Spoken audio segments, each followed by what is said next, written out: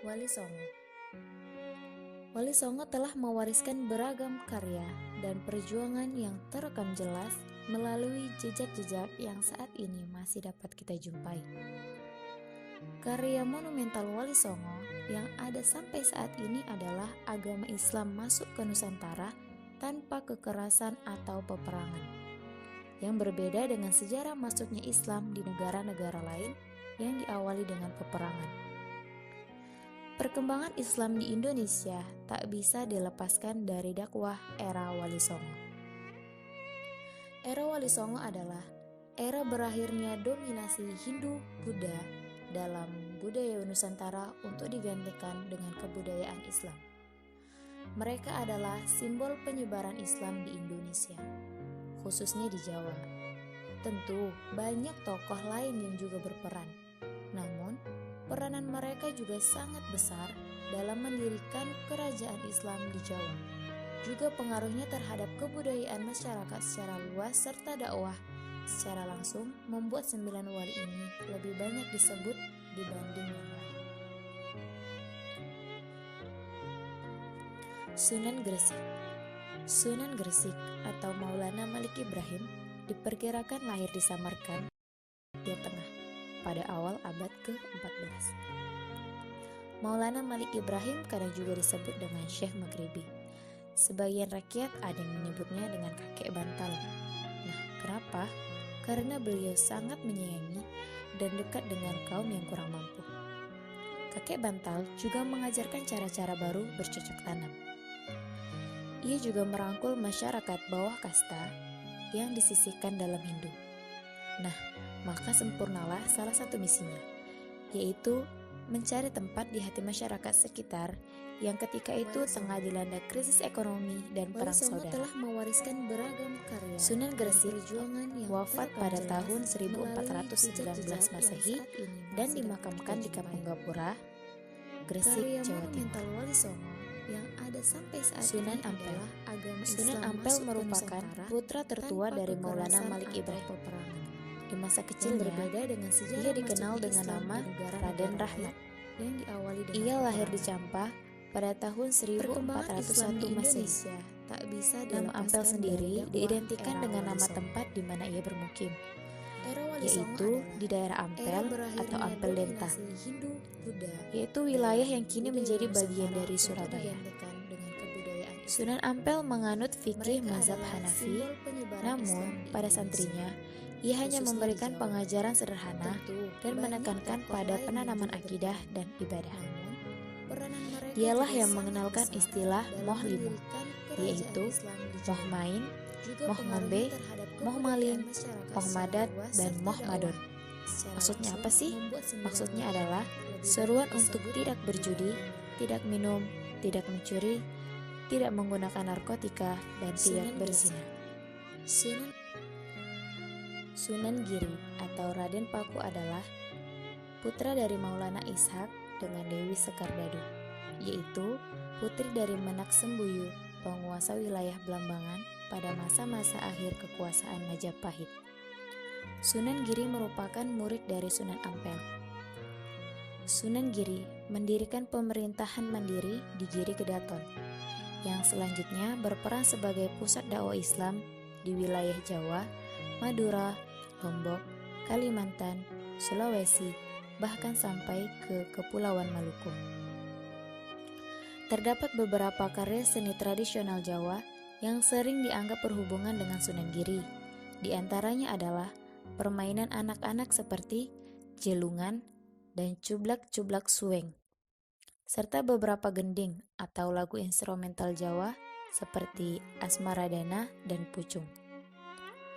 Sunan Giri meninggal pada tahun 1506 Masehi dan dimakamkan di Desa Giri, Kabupaten Gresik, Provinsi Jawa Timur. Sunan Bonang. Sunan Bonang atau Magdum Ibrahim adalah putra Sunan Ampel yang lahir pada tahun 1465. Sunan Bonang banyak berdakwah melalui kesenian untuk menarik penduduk Jawa agar memeluk agama Islam. Sunan Bonang terkenal sebagai pengubah suluk wijil dan tembang tombo ati yang masih sering dijanjikan orang. Ia menimba ilmu ke Pasai bersama-sama Raden Paku. Beliaulah yang mendidik Raden Fatah. Beliau diperkirakan wafat pada tahun 1525 Masehi dan dimakamkan di Kompleks Masjid Agung, Tuban, Jawa Timur. Sunan Kalijaga. Sunan Kalijaga lahir pada tahun 1450 Masehi dengan nama Raden Said. Ia adalah putra Adipati Tuban yang bernama Tumenggung Wilatikta atau Raden Sahur.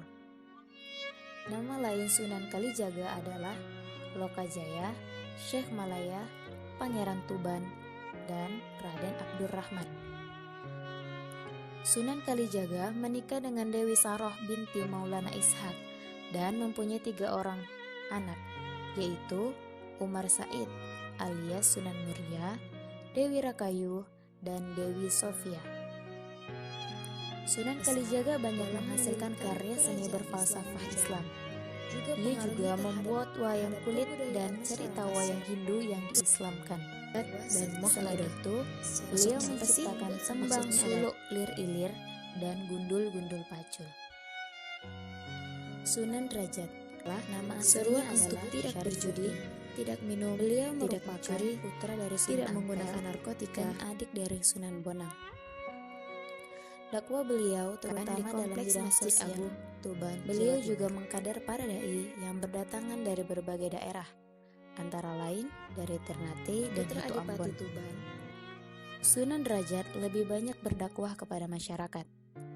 Ia menekankan kedermawanan, kerja keras, dan peningkatan kemakmuran masyarakat sebagai pengamalan dari agama Islam. Pesantren Sunan Derajat dijalankan secara mandiri dan bertempat di Desa Derajat, Kecamatan Paciran, Lamongan, Jawa. Tembang Macapat Pangkur disebutkan sebagai ciptaannya. Gamelan Singo Mengkok peninggalannya terdapat di Museum Daerah Sunan Derajat, Lamongan. Sunan Derajat wafat pada tahun 1522 Masehi dan dimakamkan di daerah Derajat, Lamongan, Jawa. Sunan Gunung Jati. Sunan Gunung Jati atau Syarif Hidayatullah adalah putra Syarif Abdullah Umdatuddin.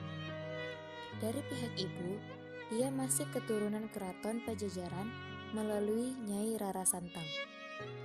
Syarif Hidayatullah mendalami ilmu agama sejak berusia 14 tahun dari ulama Mesir. Ia sempat berkelana ke berbagai negara. Sunan Gunung Jati adalah satu-satunya wali songo yang memimpin pemerintahan. Sunan Gunung Jati memanfaatkan pengaruhnya sebagai putra Raja Pajajaran untuk menyebarkan Islam dari pesisir Cirebon ke pedalaman Pasundan atau Priangan. Dalam berdakwah, ia menganut kecenderungan Timur Tengah yang lugas. Namun, ia juga mendekati rakyat dengan membangun infrastruktur berupa jalan-jalan yang menghubungkan antar wilayah. Bersama putranya, Maulana Hasanuddin, Sunan Gunung Jati juga melakukan ekspedisi ke Banten. Penguasa setempat menyerahkan sukarela penguasaan wilayah Banten tersebut yang kemudian menjadi cikal bakal Kesultanan Banten. Pada usia 89 tahun, Sunan Gunung Jati mundur dari jabatannya hanya untuk menekuni dakwah. Kekuasaan itu diserahkan kepada Pangeran Pasarean. Pada tahun 1568, Sunan Gunung Jati wafat dalam usia 120 tahun di Cirebon. Ia dimakamkan di daerah Gunung Sembung, Gunung Jati, sekitar 15 km sebelum kota Cirebon dari arah barat. Sunan Kudus. Sunan Kudus lahir dengan nama asli Ja'far Shadiq. Lahir pada pertengahan abad ke-15. Sunan Kudus memiliki peran yang sangat besar dalam pemerintahan Kesultanan Demak, yaitu sebagai Panglima Perang, penasehat Sultan Demak, mursyid thariqah, dan hakim peradilan negara. Sunan Kudus banyak berdakwah di kalangan kaum penguasa dan priai Jawa. Di antara yang pernah menjadi muridnya ialah Sunan Prawoto. Beliau merupakan penguasa Demak, Jawa Tengah, dan Arya Penangsang Adipati Jipang Panulan.